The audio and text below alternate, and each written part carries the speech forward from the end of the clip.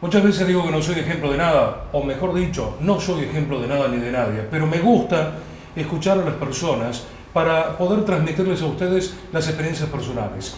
La Casona, este centro educativo que está en Alta Córdoba, nos acerca siempre la bondad de sus padres, de los padres que traen a sus niños aquí, para poder encontrarse con la resolución de problemas básicos que para muchos suena como una tontería, pero para otras personas es todo un mundo. Y decía, padres que bondadosamente prestan su testimonio para poder enseñarnos y quizás transmitir de alguna manera el espejo de lo que nos está pasando para animarnos a buscar las soluciones. El caso de Andrés y Cecilia, ¿cómo les va? Bienvenidos. Gracias. Muchas gracias. Bueno, cuéntame la historia de su hijo.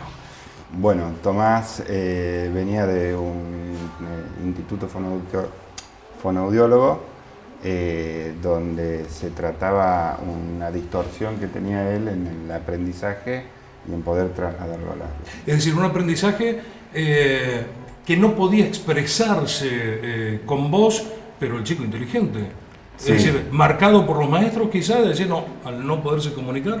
Él ingresó en la sala de 3 de su colegio sin poder hablar. De hecho, él se comunicaba muy bien con señas. Cuando él se quería referir a un color, traía algún elemento para él darse a entender, pero no modulaba. Entonces, toda la sala de 3 y sala de 4 fue a fonoaudiólogo.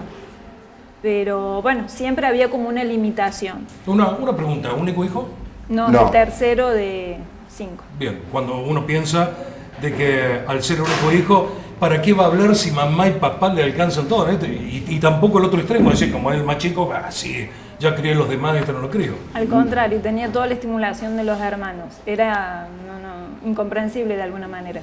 Lo que nos pasaba era que nosotros lo veíamos en el día a día, en distintas actitudes o desarrollo que él tenía, y lo veíamos muy lúcido, muy despierto, pero no así en el habla.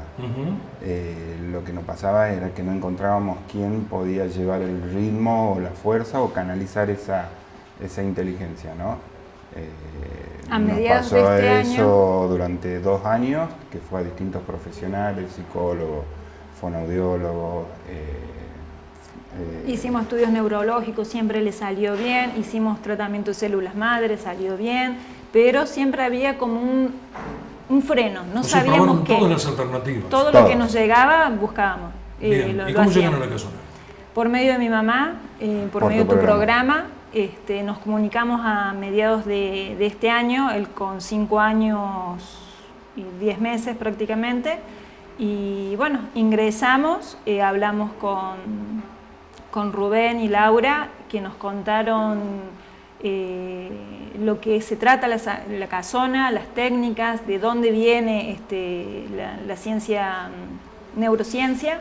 Y bueno, desde que nosotros volvimos a casa con pautas claras y concretas de cómo la familia teníamos que ayudarlo, lo primero que nos dijeron en cortar internet, computación, internet, sí.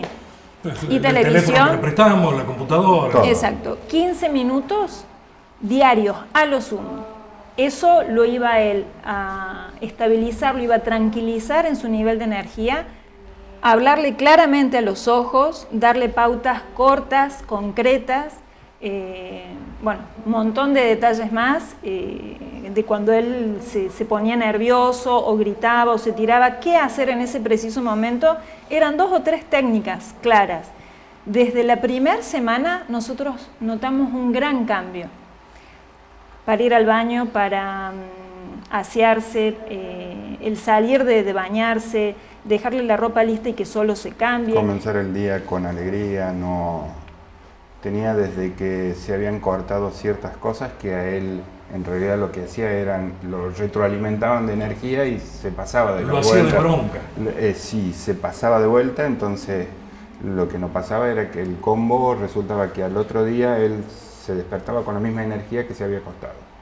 Entonces al ir cortando y tomando ciertas pautas que nosotros no habíamos visto, él se despertaba con una tranquilidad, con una calma más fácil de llevar en un primer momento, y después ya era, hoy se despierta con alegría, empieza el día distinto, está motivado distinto. Y no para de hablar porque lo estoy escuchando por ahí atrás. Bueno, no para de hablar al mes más destrabarse él la manera de hablar y tener distintos vocablos para usarlo.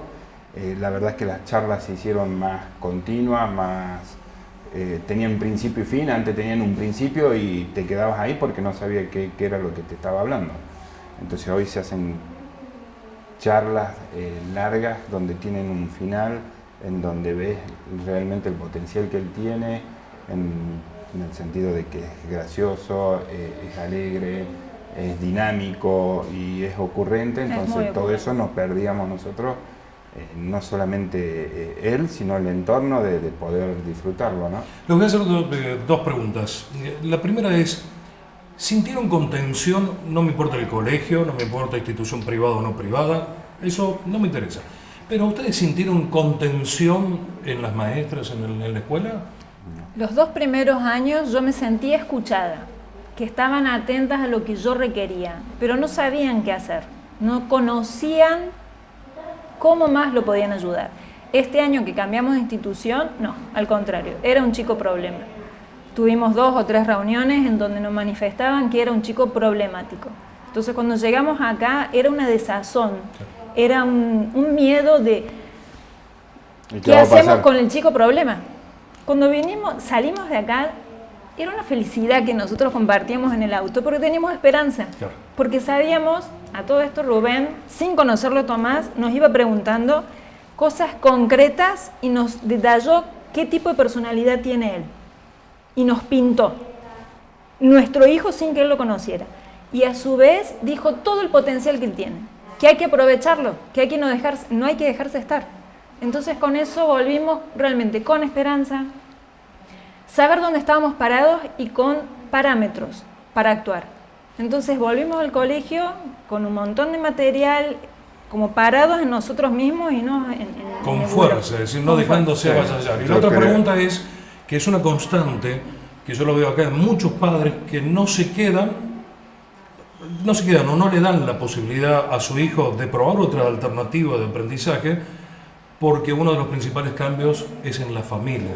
Y ese punto me gustaría preguntarles cómo sintieron ustedes los cambios en la familia. A nosotros nos sirvió muchísimo porque el hecho de llevar el cambio conductual hacia la familia nos destrabó otras cosas también. Tenemos hijos adolescentes. Tenemos hijos adolescentes, tenemos una nena de 2 años, entonces llevar un cambio conductual hacia la familia en un principio es difícil. Pero sin querer vino la yapa de ayudar a los más grandes, los más chicos. Totalmente. Y nosotros nos sentimos mucho más relajados, mucho más tranquilos. La verdad es que para un padre es bueno sacarse la mochila de saber que lo que vos ves como todo el mundo te lo pintó como un problema, que vos lo ves descansado en un lugar donde están trabajando y ves los progresos, eso como en el día a día te hace tratar distinto. Uno no deja de pensar en que su hijo está en situación o en un colegio en donde lo ven como alguien que en cualquier momento tiene una alarma, en cualquier momento hace un problema. El no saber el que ya él cada vez con mayor edad va teniendo mayor conciencia de lo que pasa afuera y por ahí le puede atacar la culpa o sentirse o empezar a esconderse dentro de su traba, porque yo ni siquiera digo que es un problema, ¿no? Creo que lo que pasó acá es que supieron identificar qué es lo que a él lo trababa para explotar su potencial y nos supieron transmitir claro, conciso y con consignas para llevar a la casa. Ha sido muy claro, Andrés y Cecilia, muchísimas gracias por su testimonio. No, por favor. Y siempre cuando hablamos con muchos profesionales, hablamos de lo que hace el ingeniero, lo que hace el médico, lo que hace el contador, esa cuadratura que tiene el contador. Lo mismo pasa con la educación.